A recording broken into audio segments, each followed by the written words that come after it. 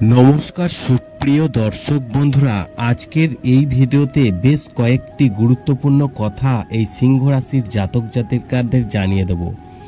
যদি আপনারা এই নিয়মগুলি মানতে পারেন, অক্ষয় তৃতীয়ার দিন ভুলেও করবেন না এই 5টি কাজ, তাহলে কিন্তু রুষ্ট হবেন মা লক্ষ্মী এবং দূর হবে আপনার সংসার থেকে সুখ ও সমৃদ্ধি।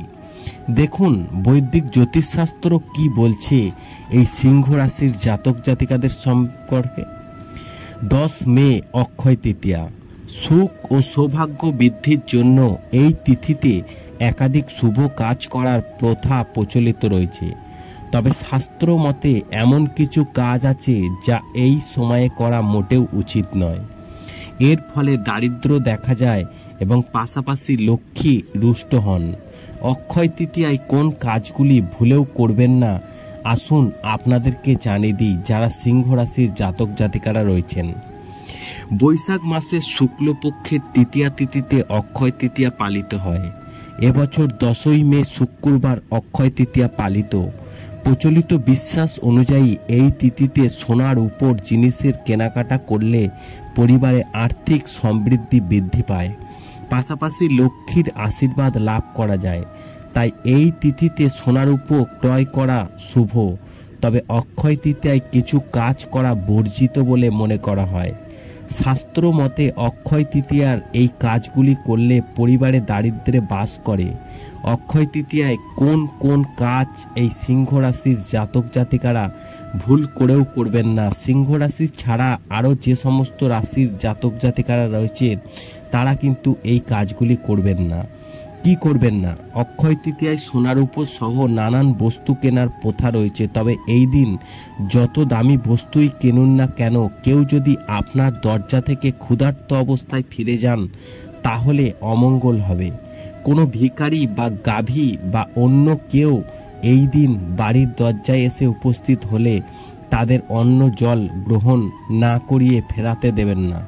অক্ষয় তৃতীয়ায় বাড়ি থেকে কেউ ক্ষুধার্ত অবস্থায় ফিরে গেলে লক্ষ্মী রুষ্ট হন এবং দারিদ্র সেই ব্যক্তির বাড়ির পিছু ছাড়ে না।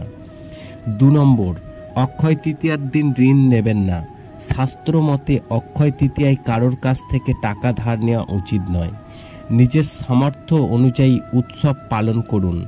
এই দিন কারোর কাছ থেকে টাকা চেয়ে কেনাকাটা করবেন না। এর ফলে আর্থিক সমৃদ্ধির পরিবর্তে ভাগ্যে দারিদ্র্যের অন্ধকার ছেড়ে যায়।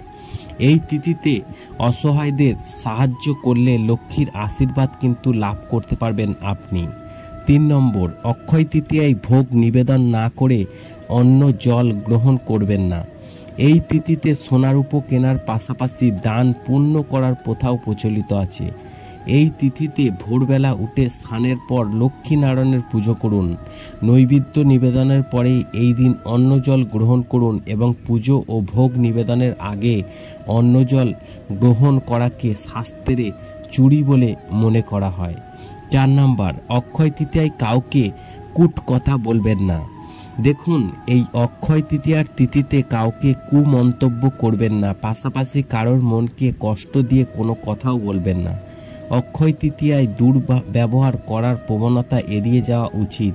এই দিন কাউকে কষ্ট দিলে সৎকর্মের পূর্ণ প্রভাব কমে যায়। এর ফলে সমৃদ্ধি প্রভাব অনটনে পাল্টে যেতে পারে। তাই অক্ষয় তৃতীয়ায় কারোর অপমান করা উচিত নয়। অক্ষয় তৃতীয়ায় আমিষ খাবেন না। এই তিথিতে মাছ মাংস খাওয়া উচিত নয়, পাশাপাশি মদ্যপান করতে নেই। শাস্ত্রের মতে এর ফলে নবগ্রহ দুর্বল হয় এবং ব্যক্তি পরিশ্রমের ফলাফল অর্জন করতে পারে না। লক্ষ্মীও রুষ্ট হয়ে গৃহত্যাগ করে চলে যান। এই তিথিতে সাত্ত্বিক ভোজন করার পাশাপাশি ব্রহ্মচর্য পালন করা উচিত।